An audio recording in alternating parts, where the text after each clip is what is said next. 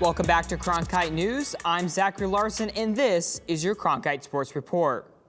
The University of Arizona men's basketball team is getting set to take on the University of Houston in the Sweet 16 tomorrow night.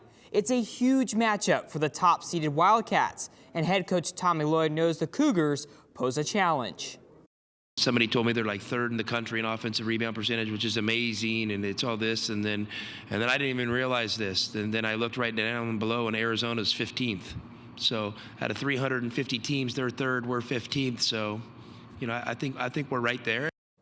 Sticking to the court, some potentially major news from the Suns. After clinching the Pacific Division, they announced that point guard Chris Paul may be back sooner than expected and is now participating in some parts of practice. Head coach Monty Williams said the superstar is progressing well in his recovery from a thumb fracture. He's been doing a little bit more. He hasn't been able to do the drill work with us. We get up and down. Even if we don't go 5-on-5, we still get up and down and script a lot of our stuff. And he hasn't been able to do that, but he's done a little bit more the past couple of weeks than he did a month ago. And out on the ice, the Coyotes took on the Seattle Kraken last night. In a battle for the bottom of the standings, the Kraken took home the victory, winning 4-2. It was the first game for the Coyotes since the trade deadline. Staying on the ice, a hockey alumni group in Arizona gives ex-NHL players a chance to get back on the frozen pond for a good cause. Cronkite News reporter Emily Bernstein went to a recent alumni charity game in Tucson. The passion behind playing hockey does not end with retirement. NHL alumni in Arizona still get the chance to suit up on the ice and play exhibition games against the future generations to raise money across the state.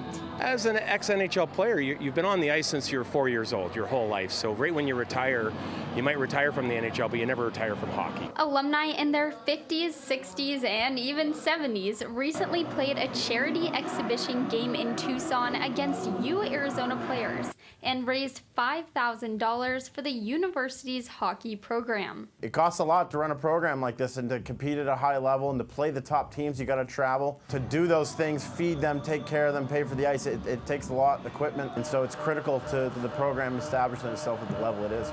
Even though these players are no longer playing in front of packed arenas every night, the alumni love to get back on the ice and put on a show when it comes to giving back to the sport of hockey. The whole thing they're doing is great, not only to honor the NHL players of the past, but to support the current hockey groups. I'm from Arizona. I was born and raised in Scottsdale and played for the Junior Coyotes, so it's awesome giving back to players that are within the state, schools that are in the state, and it's a great charity. Over the last 13 years, the alumni have donated over $1.3 million back to hockey from Flagstaff all the way to Tucson. It's a lot of fun giving back to the Valley. The Arizona fans are absolutely fantastic, and we're trying to give back to the community as well. The old-timers remain undefeated against the University of Arizona. However, there is so much the younger athletes can gain on the ice when it comes to facing up against former professional hockey players. It's really a celebration of hockey, and that's what makes it so much fun. And it's fun for these retired players to know they've still got it. In Tucson, Emily Bernstein, Cronkite News. To golf, where the ASU women's team has a pair of matches in the next 2 weeks before the Pac-12 tournament starts April 18th. The Sun Devils have a lot of international players, and as Cronkite News reporter Marty Savlov tells us, the roster diversity contributes to the team's success. ASU athletes come from all over the world. On the women's golf team, Alessandra Finali is from Italy and Alexandra Fosterling is from Germany.